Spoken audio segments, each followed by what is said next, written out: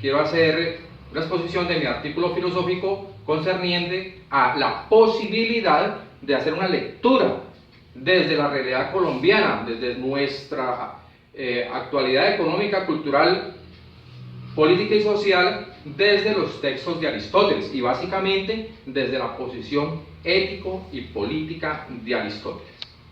Para empezar esta exposición quiero recordarles muy someramente las ideas aristotélicas con respecto a la política y con respecto a la ética.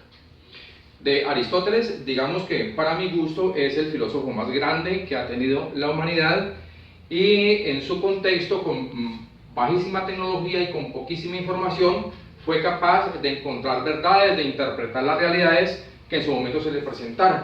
Aristóteles nace hacia el 384 en Estagira, una ciudad de Grecia, y muere hacia el 322. En su momento, o en un momento dado, fue llamado como preceptor de Alejandro Magno y estuvo con él acompañándolo hasta que Alejandro Magno fue invitado o subió al trono de Macedonia. Aristóteles tiene muchísimas obras. Las principales son la metafísica que es básicamente unos comentarios de los planteamientos de los filósofos anteriores a Platón, a Sócrates y al mismo Aristóteles. Las éticas, la ética Nicoma, la ética Eudemo, que son fundamentalmente los pilares de su obra posterior, que es la política. Recordemos que la ética aristotélica no es una ética parecida a la cristiana o a la kantiana, no es una ética de golpe de pecho, es una ética de acciones racionales.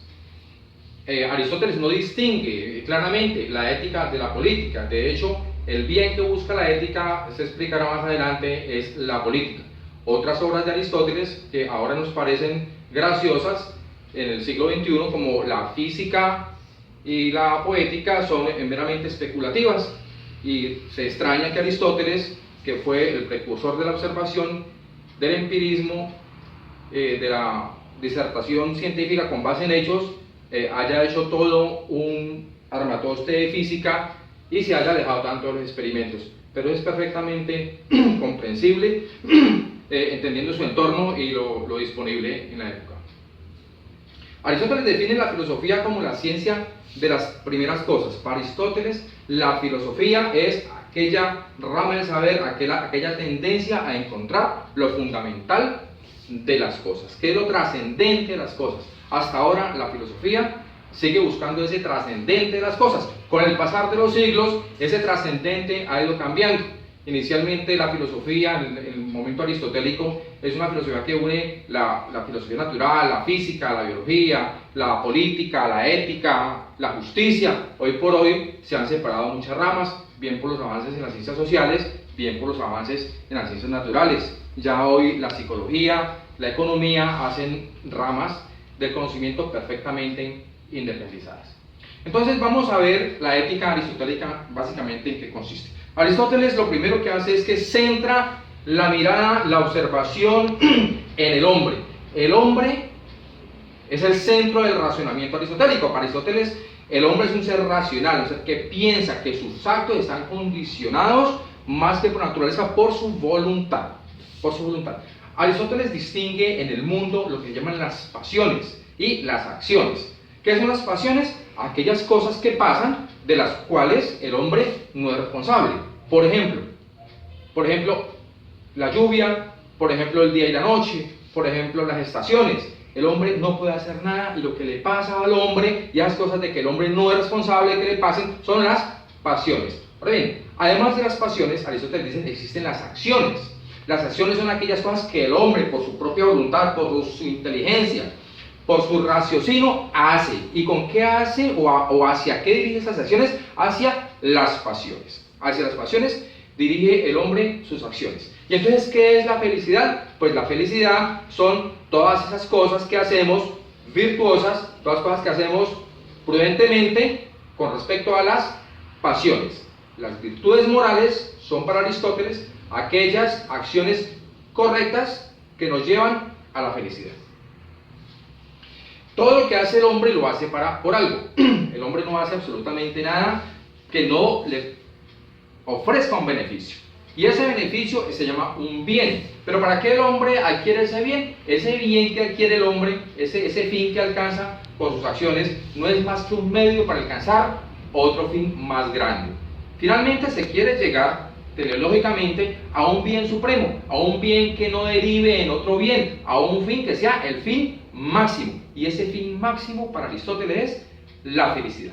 La vida entonces para Aristóteles es una sucesión de fines, una asociación de acciones, una asociación de actos libres de su voluntad que lo van a llevar finalmente a tener la felicidad. Resumiendo, la vida del hombre, a través de la prudencia y de los actos virtuosos, se hacen que la vida del hombre llegue a la felicidad. La virtud proviene entonces de la formación y de la ejecución. Para ser el hombre virtuoso necesita que lo formen en virtudes de su más tierna infancia y que vaya ejecutando esos actos virtuosos, esos actos moralmente aceptables, y así el hombre va a llegar a la virtud mayor y va a llegar a la felicidad. Para Aristóteles y para muchísimos pensadores, el hombre se entiende como hombre solamente en un medio. El medio es el que finalmente hace que se ajuste el concepto de libertad al concepto de hombre. Sin una comunidad, sin un grupo de personas, el hombre pues no es libre. El hombre es un ser social por naturaleza. Y se tiene que pasar en la ética aristotélica de un pensamiento subjetivo, de unos actos morales subjetivos, a unos intersubjetivos. ¿Qué se pretende con la ética aristotélica? Pasar del yo al nosotros. Eso es lo que pretende la ética aristotélica. La libertad solamente se entiende en un individuo, en un hombre, como integrante de una polis. El hombre aislado de una isla, de un desierto, de una selva, no es verdaderamente libre. El hombre nace social. Hay que entender este sum politikon de Aristóteles. Para Aristóteles, el hombre es un ser social como las abejas, como las hormigas, como las aves. Es un ser que vive en comunidad y que esa comunidad es natural. A diferencia de las hormigas y de las abejas, la razón o lo que hace el hombre es decidir, tomar acciones. Eso es lo que hace que el animal sea un animal, que el hombre sea un animal racional y también sea un animal social. Ahora vamos a ver brevemente los planteamientos políticos de Aristóteles. Cuando hablamos de política en Aristóteles, tenemos que entender que Aristóteles habla de política enfocada en la ciudad. La política aristotélica está en función de la ciudad. El concepto de nación, que para nosotros ahora es tan claro como un conglomerado de ciudades, en aquel entonces pues no era tal. En aquel entonces la polis es la unidad política, la que le da razón, la que le da sentido a la justicia y a la vida en comunidad. La nación, que ahora para nosotros significa más patria que otra cosa, en su momento, en el momento aristotélico, en la interpretación aristotélica, significaba poco más que un aglomerado de ciudades, las cuales estaban reunidas por unos vínculos culturales comunes, como la lengua, como las tradiciones culturales o religiosas, y más que todo por la necesidad de protección frente a los pueblos extranjeros. Entonces decimos que en la política aristotélica el hombre se entiende como un ser social, un ser que es virtuoso a través de los actos, pero esos actos virtuosos del hombre solamente se pueden hacer en comunidad. El hombre no puede hacer actos virtuosos en solitario, no se consideran virtuosos, solamente son cualificables esos actos de virtuosos si los hacen en comunidad. Entonces, ¿qué es el Estado para Aristóteles? El Estado es una realidad natural para Aristóteles. El Estado no es fruto de ese contractualismo que después nos propone Hobbes, donde los hombres ceden una cantidad de beneficios, ceden una cantidad de derechos, por ejemplo, para obtener un bien común, y ese es un hombre sometido al Estado, acomodado por la necesidad de defensa, de alimento, de protección. No, ese no es el Estado que nos plantea Aristóteles. Aristóteles nos plantea un Estado natural donde la unión de los hombres se da por naturaleza. ¿Y ese Estado en qué se diferencia del individuo o del ciudadano básicamente? O del hombre, en que ese Estado es autárquico, es decir, ese Estado se basta a sí mismo, mientras el hombre de ese Estado no se basta a sí mismo, necesita otras personas. El hombre es un ser comunicable, el hombre es un ser político, el hombre es un ser social, y solamente desde la política, desde la ciudad, desde la comunidad, se entiende la libertad del hombre y se puede entender el acto virtuoso del hombre, que es un acto que proviene de su voluntad, de su libertad, no proviene de sus instintos. Para cerrar esta pequeña disertación del pensamiento político aristotélico, digamos que Aristóteles concibe un Estado como un Estado interventor, un Estado que está tratando o direccionando las actividades para que el hombre viva bien. Posteriormente haremos una pequeña comparación con nuestro estado de bienestar colombiano. En cuanto a las formas de gobierno, Aristóteles plantea tres formas de gobierno. Unas se llaman puras, tres formas puras y tres formas impuras. Con respecto a las formas puras de gobierno, Aristóteles nos plantea que cuando esa forma de gobierno está ejercida por una sola persona, se llama una monarquía. Y se llama una monarquía cuando esa persona que es dueña del poder es una sola, pero sus decisiones están en pro del bienestar de todos. La segunda forma de gobierno, que decimos pura, es cuando algunas personas están encargadas o tienen el poder o están encargadas de las decisiones del gobierno, pero las decisiones están en función de que todos estén bien. Y esta segunda forma de gobierno pura, donde pocos toman decisiones para beneficiar a muchos, le llamamos aristocracia. La tercera forma de gobierno puro es aquella donde muchos o básicamente todos tienen el poder, todos van en beneficio de todos, sus decisiones son para toda la comunidad y decimos que esta forma de gobierno es la democracia. Ahora bien, así como hay tres formas de gobierno impuras, también hay tres formas de gobierno impuras. Y vamos a identificar cada una con las formas puras. Decimos entonces que el sistema político, el sistema de gobierno, donde uno es el que manda en beneficio de todos, es la monarquía, pero cuando esa persona manda solamente para beneficio propio, eso se convierte en una tiranía. Cuando muchos gobiernan para todos, decimos que eso es una democracia y esa democracia puede desembocar en una demagogia. Y cuando pocos son los que tienen el control del poder o los que mandan en un estado donde manden pocos, decimos que es una aristocracia, pero puede desembocar en una forma impura, que es una forma que se llama oligarquía. Palabras más, palabras menos, y resumiendo, las tres formas puras de gobierno para Aristóteles son la monarquía, la aristocracia y la democracia. Y esas mismas tres formas corrompidas serían la tiranía, la oligarquía y la demagogia. Voy a tratar de explicar, grosso modo, lo que entendemos en este artículo que presenté en el foro evaluativo como realidad nacional. Y no voy a explayarme en asuntos de sociología, ni de política, ni de economía, ni de geografía, sino unos asuntos por allí muy puntuales que nos permiten intentar hacer una lectura de la realidad nacional desde el pensamiento ético-político de Aristóteles. Entonces vamos a hablar de la realidad nacional en los puntos que toqué. Hay que entender que lo que para nosotros es una nación, para Aristóteles no lo era. Más bien nuestro sentido de nación es lo que él consideraba una polis.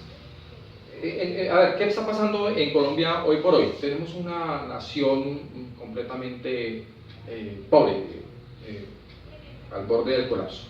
Y distingamos aquí que el país es el territorio, que la nación es la población y que el gobierno son las instituciones. Y esas tres cosas en nuestra realidad política forman lo que consideramos lo que llamamos un Estado. Es algo diferente al Estado aristotélico, pero no importa, podemos hacer una analogía, una extrapolación del Estado aristotélico con el Estado colombiano para poder entenderlo. Y de eso se trata la filosofía, hacer interpretaciones, no solamente hacer explicaciones.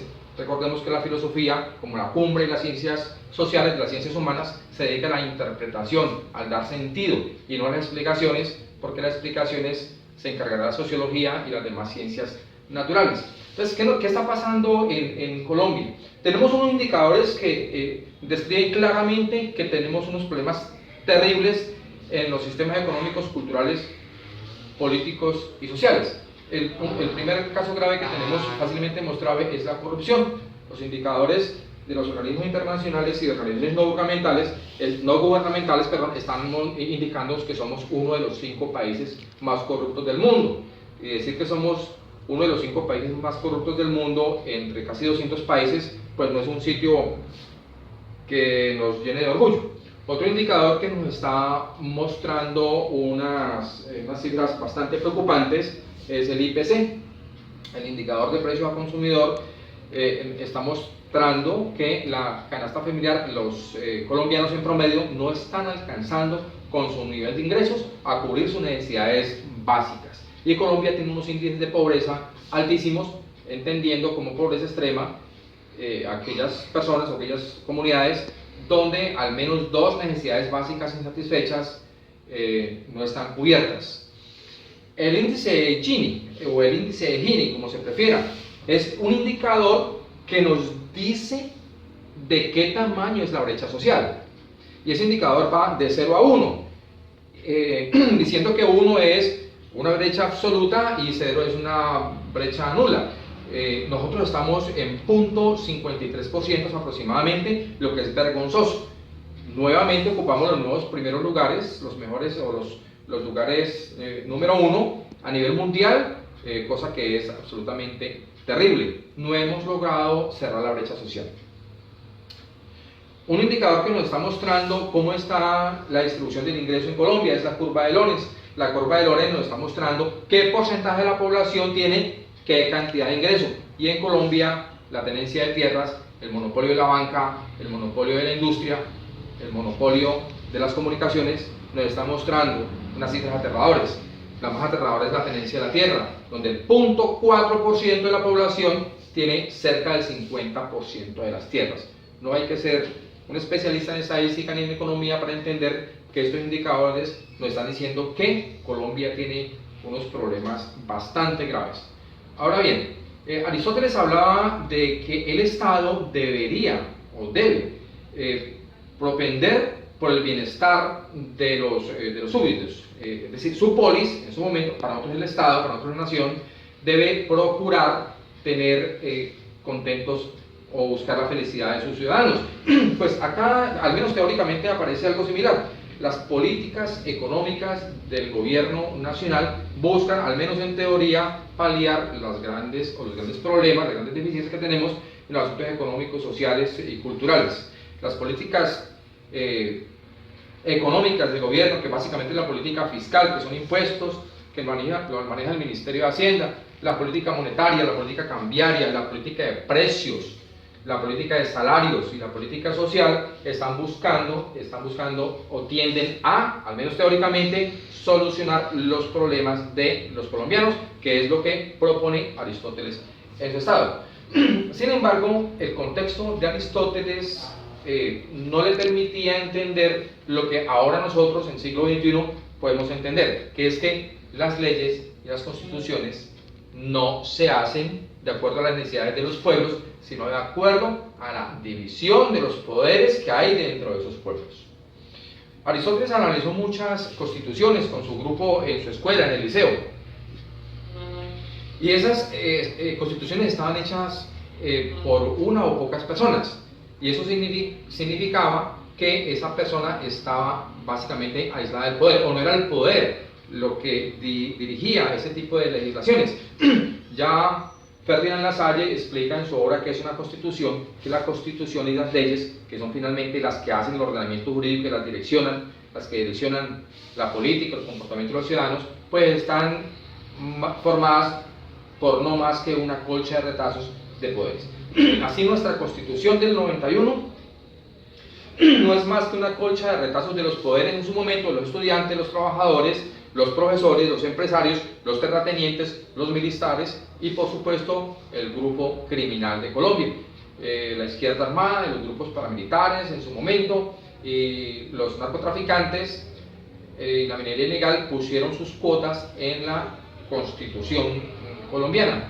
Eso es básicamente la realidad nacional que estamos viviendo, un país en vía de su desarrollo con unos equivocados sistemas educativos soportados en el pensamiento positivista kantiano desde principios del siglo XX, que ha alejado el modo de ver al hombre como un ser humano, como un ser más allá de una mera máquina que produce, y nos ha tenido bastante arrinconados en lo social, en lo económico, en lo político.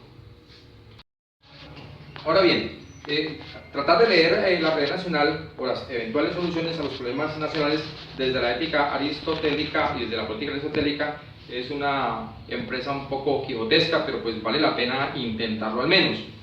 Tenemos que entender los contextos diferentes de Aristóteles y de nosotros. Aristóteles es un hombre de hace 24 siglos, un hombre donde el mundo conocido y la tecnología eran muy pequeños. Hoy por hoy ya el hombre ha llegado al espacio y hoy por hoy la tecnología pues nos ha llevado a unas condiciones de bienestar o de deterioro de la naturaleza o de manipulación de unos grupos por otros terribles. Parece ser que el hombre ha involucionado y prueba de ello son las guerras mundiales y el caos económico, político, militar, las hambrunas en África, el problema de migración en Europa y ahorita pues con nuestro vecino Venezuela que tenemos crisis similares. La escuela de Frankfurt tiene razón cuando dice que el famoso centro, universo que pretendía la filosofía moderna, que era el hombre, pues no era tal, y la inteligencia del hombre la ha utilizado básicamente para hacer el mal, para discriminar y para asesinar. Miremos una posición aristotélica. Aristóteles está mostrando que el hombre casi que es bueno por naturaleza y está rechazando el contractualismo. Cuando no hay que hacer mucho esfuerzo para entender que la ética y la política, la ley y la moral y el comportamiento y las buenas costumbres pues nacen más, como explica Rousseau, nacen más allá de que sea algo natural en el hombre, nacen más bien porque el hombre tiene miedo de morir y esa necesidad de procrearse y de supervivir hace que se une y que de alguna forma se inventen unos sistemas políticos que le permitan sobrevivir. Inicialmente el más fuerte, después la acumulación de otros menos fuertes contra ese más fuertes y finalmente pues llega a algún tipo de contrato social donde el hombre cede derechos a favor de poder sobrevivir. Aristóteles no lo entiende así. Aristóteles está asumiendo que el Estado es algo natural y pues la posición nuestra acá de Colombia es que este Estado fue formado por cuestiones artificiosas, por cuestiones geográficas o por las vicisitudes históricas y que la formación del Estado colombiano pues de natural no tiene mucho. Sin embargo, hay que entender que el Estado que propone Aristóteles no lo podemos interpretar exactamente igual como nuestro Estado colombiano, toda vez que el Estado aristotélico es más un Estado ideal, acomodado a su momento histórico, a su geografía, a su tiempo, y el de nosotros al nuestro. Sin embargo, podemos intentar pensar en esa inclinación del sujeto aristotélico, del sujeto de la acción moral aristotélico hacia conseguir un bien y que ese bien sea la felicidad y que la mayor felicidad es la política. Aristóteles dice que para llegar allá se requiere, primero que todo, la formación en ese tipo de actos virtuosos y segundo, que el hombre esté haciendo esos actos virtuosos. Nosotros podemos comparar eso con nuestra educación en Colombia. Pienso yo que esa ejecución periódica de los actos virtuosos puede ser acolitada desde la casa en los primeros años de los niños y desde la escuela básica primaria y de hecho hasta la escuela secundaria, donde los chicos ya están cerca de terminar su adolescencia y ya han terminado su formación y ya tienen básicamente cuadrada su personalidad. Entonces el Estado colombiano debe intentar, por lo menos a través de sus políticas educativas, empezar a formar a estos chicos en los actos virtuosos y empezar a acolitar la enseñanza en asuntos morales. Ahora bien, ¿cuál tipo de moral es la que vamos a enseñar? Pues ahorita no vamos a discutir si la moral escolástica, si la moral kantiana, si la cristiana, si la de Nietzsche o las que les parezca. Pero el sistema educativo colombiano debe seleccionar algún tipo de moral, algún tipo de ética y esa ética direccionarla hacia que los jóvenes, los niños y niñas de Colombia empiecen a formarse como personas virtuosas.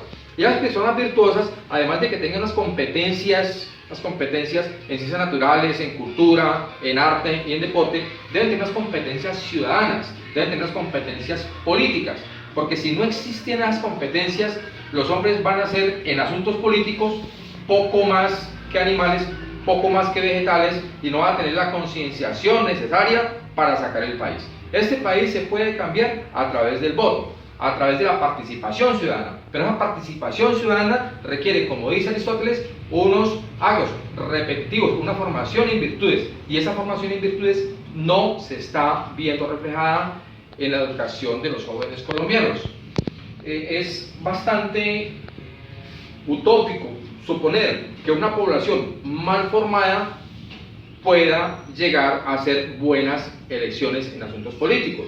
Entonces, el analfabetismo político en Colombia es altísimo, y no tiene nada que ver con el analfabetismo del capital académico que habla Bourdieu, por ejemplo.